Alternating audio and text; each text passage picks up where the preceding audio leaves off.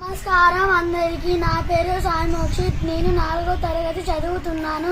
ఇప్పుడు తెలుగు భాషా భాగాల గురించి చెప్పబోతున్నాను. నామవాచకం.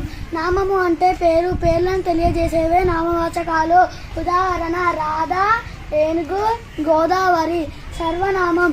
పేర్లకు బదులుగా ఉపయోగించేవే సర్వనామాలు. ఉదాహరణ అతడు, నువ్వు, మేము. విశేషణము. నామవాచకాల యొక్క సర్వనామాల యొక్క గుణాలను తెలియజేసేవే విశేషణము.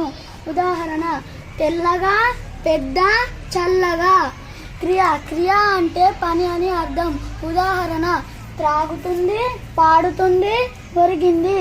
అవ్యయము. లింగ, వచన, విభక్తి భేదము లేని పదాలనే అవ్యయం అంటారు. ఉదాహరణ ఆహా, ఓహో, అమ్మో. Thank you. ఓకే, నామవాచకము. ఇంకా ఇక్కడ ఉన్నాయి కాకుండా నీకు తెలిసిన నామవాచకానికి ఉదాహరణలు చెప్పేవేనా? నామవాచకం అంటే ఏమని చెప్పినావు? పేరు చెప్పు, ఉదాహరణ.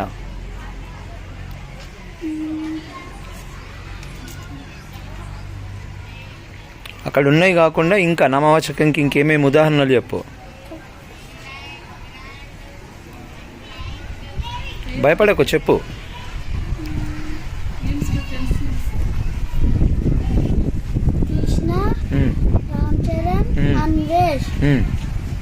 ఓకే, విశేషణము.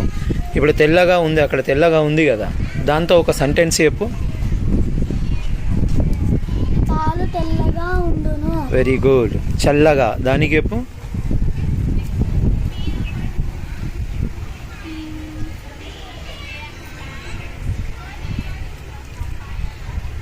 కూల్ డ్రింక్ చల్లగా ఉన్నది. Very good. ఇది క్రియ, తాగుతుంది. చెప్పు. మేము నీళ్లు త్రాగుతున్నాము. రైట్. ఓకే. సర్వనామము. రామ్ చరణ్ ఈ ప్రాజెక్ట్ని పట్టుకున్నాడు.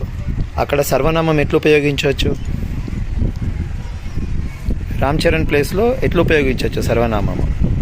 అతడు నా ప్రాజెక్ట్ వర్క్ పట్టుకున్నాడు. Very good. సో అందులో ప్రాజెక్ట్లో ఉన్నాయే కాకుండా ఇంకా డిఫరెంట్ కూడా చెప్పాలి. ఓకే.